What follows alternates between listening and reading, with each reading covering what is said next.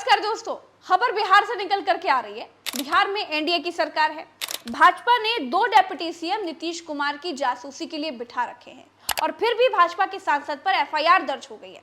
अब बिल्कुल जाहिर सी बात है कि मुख्यमंत्री की मर्जी के बिना तो ऐसा हो ही नहीं सकता। खबर यही है कि नीतीश कुमार को अपनी गलती का एहसास हो गया है। नीतीश कुमार ने महाराष्ट्र में शिंदे का हाल जो देख लिया है कि कैसे बीजेपी ने शिंदे को डसा और इसीलिए आजकल वो भड़के हुए घूम रहे हैं। नीतीश कुमार बीजेपी से अलग होने की योजना कैसे बना रहे हैं वो मैं आपको बताऊंगी, लेकिन उससे पहले आपको मैं ये बता दूं कि मैं इस वक्त पर झारखंड में हूं। एक एक सीट का हाल आप हमारे दूसरे चैनल उल्टा चश्मा यूसी पर देख लीजिए। मैं आपको सारा सब कुछ एकदम ग्राउंड की रिपोर्ट दिखा रही हूँ, जरूर देखिएगा। दोस्तों, झारखंड के मिजाज को समझने के लिए वहां विजिट जरूर करिएगा ताकि आपको सब कुछ समझ में आ जाए कि कहां पर कैसे कैसे क्या हो रहा है। खैर, अभी इस बात की शुरुआत करते हैं, चलिए वीडियो शुरू करें। बिहार में अररिया से बीजेपी सांसद है प्रदीप कुमार सिंह। प्रदीप सिंह ने अररिया में कहा कि अगर यहाँ रहना है तो हिंदू बनना पड़ेगा। हम सबको कहते हैं इलेक्शन में भी कि अररिया में रहना है तो हिंदू बनना होगा। नीतीश कुमार के बिहार में बीजेपी की इस आग लगाओ राजनीति से बहुत गदर मच गया है।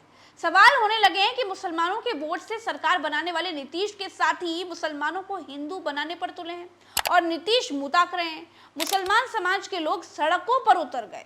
आरजेडी ने भी शिकायत कर दी और जब मामला बढ़ गया, जो खबर है, अररिया में जिला प्रशासन ने एफआईआर दर्ज करवा दी है।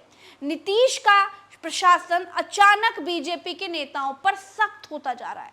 और इतना ही नहीं दोस्तों, खबर तो ये भी है कि गिरिराज सिंह ने अपनी हिंदू स्वाभिमान यात्रा के दौरान जो जो बयान दिए तो उनकी भी जांच होगी और अगर उसमें कुछ भी आपत्तिजनक ऐसा वैसा निकलता है तो कार्रवाई तो गिरिराज सिंह के ऊपर भी होगी। गिरिराज सिंह की यात्रा तो आपको याद ही होगी, है ना। नीतीश के दबाव में बीजेपी के जिस गुट को गुजरात लॉबी चला रही है, उसने कहा कि हम गिरिराज सिंह की यात्रा के साथ नहीं हैं। माननीय गिरिराज सिंह जी का जो यात्रा है वो किसी पार्टी के बैनर के तहत नहीं, इसलिए मैं उस पर कोई अपना वक्तव्य नहीं दे सकता। बीजेपी के एक विधायक है हरिभूषण ठाकुर, इन्होंने तो ये कह दिया है कि सीमांचल में हिंदू सुरक्षित नहीं है, बहन बेटियों को असुरक्षा महसूस होती है, इसीलिए सीमांचल को केंद्र शासित प्रदेश बना देना चाहिए। नीतीश के साथ होकर के भी बीजेपी नीतीश की जड़ें काट रही है, इसीलिए नीतीश कुमार अब बहुत आग बबूला हो गए हैं। एक तरफ बीजेपी सांसद प्रदीप सिंह पर एफआईआर दर्ज करवा दी गई है और दूसरी ओर 28 अक्टूबर को नीतीश कुमार ने अपने सारे सांसदों और विधायकों की मीटिंग बुला ली है। अचानक नीतीश कुमार अपने सारे सांसदों और विधायकों को पटना बुला रहे हैं, सवाल तो बहुत है।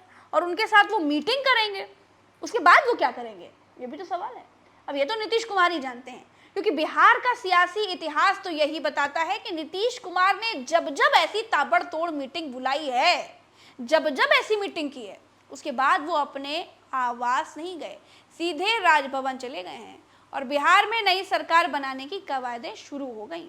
और अब एक और बार फिर नीतीश कुमार जो करने के लिए जाते हुए दिखाई दे रहे हैं। नीतीश कुमार की अंतरात्मा कभी भी जाग सकती है, ये आप लिख कर ले लीजिए। मीसा भारती ने कहा है कि नीतीश कुमार जब कहें कि वो अब नहीं जाएंगे तो समझ लीजिए कि उनके पलटने का वक्त बहुत करीब आ गया है। लालू प्रसाद यादव के एक बड़े करीबी विधायक हैं भाई वीरेंद्र, उनका कहना है कि 2025 से पहले नीतीश कुमार हमारे साथ होंगे। तेजस्वी यादव ने एक वीडियो पोस्ट करके नीतीश कुमार को यह एहसास दिलाने की कोशिश की है कि आप बीजेपी के साथ जाकर बहुत कमजोर और हताश हो गए हैं।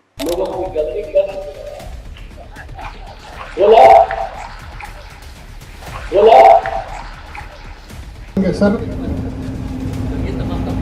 नहीं सर, ऐसा मत कीजिए सर।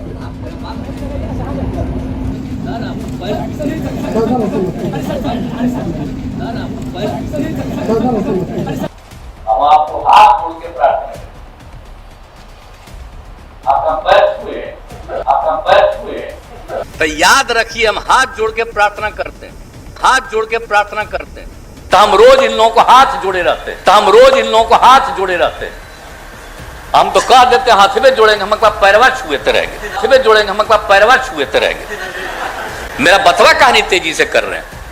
तेजस्वी यादव नीतीश कुमार की अंतरात्मा को झकझोरने की पूरी कोशिश कर रहे हैं और ये जता रहे हैं कि नीतीश कुमार बीजेपी के साथ उनका गठबंधन बैल और भैंसे की बेमेल जोड़ी जैसा है, जिससे नीतीश कुमार का नुकसान हो रहा है और बीजेपी नीतीश कुमार को चूस रही है एक तरीके से पूरा।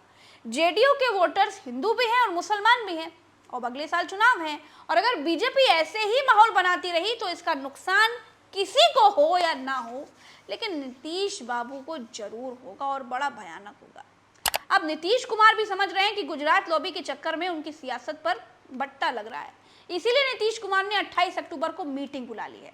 और दोस्तों कुछ भी हो सकता है, तो जो होगा देखा जाएगा और पूरा सच आपको यही तो दिखाया जाएगा। अभी के लिए राम राम, दुआ सलाम, जय हिंद। चैनल को सब्सक्राइब करिए और हाँ, मैं झारखंड की धरती से आप सभी को जोहार करती हूँ।